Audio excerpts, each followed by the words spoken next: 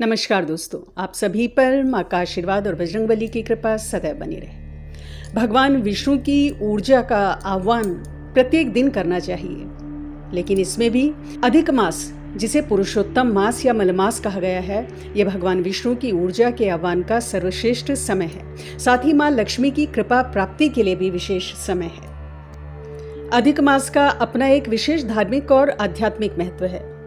इस महीने किया गया पूजा पाठ, जप तप, मंत्र आदि और दान विशेष प्रभाव देते हैं, कई गुना ज्यादा फलदायी होते हैं।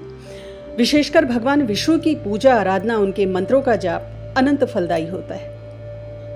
अधिक मास हर तीसरे वर्ष पड़ता है। हर महीने भगवान सूर्य अपना राशि परिवर्तन करते हैं, जिसे संक्रांति कहा जाता है। लेकिन हर तीसरे साल एक माह ऐसा भी आता है जब सूर्यदेव अपना राशि परिवर्तन नहीं करते हैं। वही माह अधिक मास या पुरुषोत्तम मास के रूप में जाना जाता है। और इस साल सन 2026 में ये जो पवित्र पुरुषोत्तम मास है 17 मई से प्रारंभ होकर 15 जून तक रहेगा।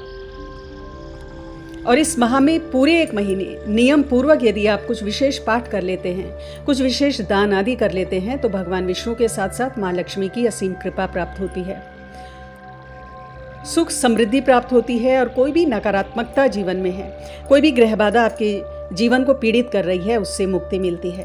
तो जानते हैं कि इस साल सन 2026 में ये जो अधिक मास पड़ रहा है, इसमें क्या विशेष पाठ करने हैं, किन विशेष मंत्रों का जप करना है और क्या विशेष दान आदि करना है। तो सबसे पहले इस महीने नित्य भगवान विष्णु का नियमित पूजन आपको करना है। साथ ही विष्णु सहस्त्र नाम का आपको पाठ करना चाहिए। भगवान विष्णु को केले और तुलसी रोज समर्पित करें और ओम नमो भगवते वासुदेवाय या ओम पुरुषोत्तमाय नमः इस मंत्र का आपको जप करना है। इसके अलावा ओम नमो नारायणाय इस मंत्र का भी आप जप कर सकते हैं। और कितनी भी व्यस्त आपकी दिनचर्या हो, थोड़ा समय आपको इसके लिए अवश्य निकालना चाहिए। जीवन के हर क्षेत्र में भगवान विष्णु की ऊर्जा की आवश्यकता होती है। देखिए, जहाँ ब्रह्मा जी सृजन के देवता हैं, भगवान शिव संहार के देवता हैं, वहीं भगवान विष्णु पालनहार हैं। सृष्टि के पालन पोषण की उन पर जिम्मेदारी है। और जब सृजन हो जाता है या जीव जब पैदा हो जाता है, तो उसके बाद उसे आवश्यकता पड़ती है अपना भरण पोषण करने की, अपना पालन करने की। और ये शक्ति, ये ऊर्जा उसे प्रदान करते हैं भगवान विष्णु। तो भगवान विष्णु की ऊर्जा हमें सक्षम बनाती है अपने जीवन की समस्त आवश्यकताओं की पूर्ति करने में, और विशेषकर धन संबंधी आवश्यकताओं की पूर्ति के लिए।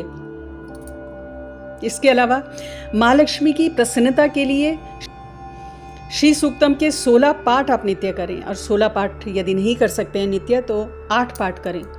अगर 8 पाठ भी नहीं कर सकते हैं तो भी कुछ ना कुछ आपको अवश्य करना है। 1, 3 या 5 पाठ श्री सूक्तम के करें। साथ ही कनकधारा स्तोत्र का 1 पाठ रोज करें। और माँ लक्ष्मी के मंत्र का जाप इन पाठ के बाद आपको करना है। इसके अलावा जो भी मंत्र जाप पाठ आदि यदि आप पहले से कोई कर रहे हैं तो उसको स्किप नहीं करें, वो भी आपको नित्य करना है इस महीने। इस महीने दान का विशेष महत्व है, विशेषकर दीपदान का बहुत महत्व है। तो सामर्थ्य अनुसार आप दीपदान करें। भगवान विष्णु के मंदिर में करें, शिवालय में कर सकते हैं या घर पे भी आप कर सकते हैं। तो 11 दीपदान करें या सामर्थ्य अनुसार 3, 5 या 7 की संख्या में आप दीपदान करें। मिट्टी के दिए ले सकते हैं, पीतल के या तांबे के दिए ले सकते हैं। चांदी के दिए आप अरेंज कर सकते हैं तो वो तो अति उत्तम है और धन के लिए, समृद्धि के लिए बहुत ही बढ़िया है। इसके अलावा इस महीने पीले वस्त्रों का दान करें, अनाज का, घी का, मौसमी फल हो गया। जल का दान करें, जल से भरे हुए कलश का दान करें। प्याऊ, आप मंदिर में प्याऊ लगवा सकते हैं। ब्राह्मण को या किसी गरीब को पीले वस्त्र, हल्दी, चने की दाल, बेसन के लड्डू आदि का दान करें। 33 की संख्या में आप किसी वस्तु का दान करें। 33 की संख्या का बड़ा महत्व है इस महीने दान का। जैसे 33 फल हो गए, 33 पूरियां हैं, 33 मालपुए हो गए। कोई भी सामग्री जो आप दान कर रहे हैं 33 की संख्या में दान करें। अन्यथा सामर्थ्य अनुसार जो भी बन पड़ता है दान करें।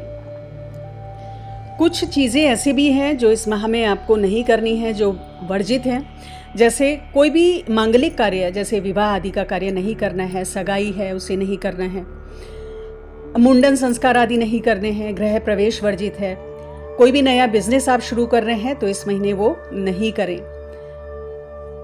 मंदिरों में मूर्ति की प्राण प्रतिष्ठा ना करें, या घर में भी कोई मूर्ति ला रहे हैं भगवान की तो वो इस महीने नहीं लाएं।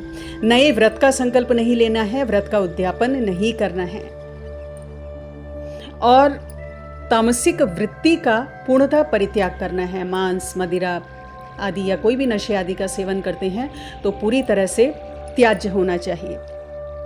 सात्विक रहें अपने आहार में और अपने व्यवहार में। तो आज की वीडियो में इतना ही दोस्तों।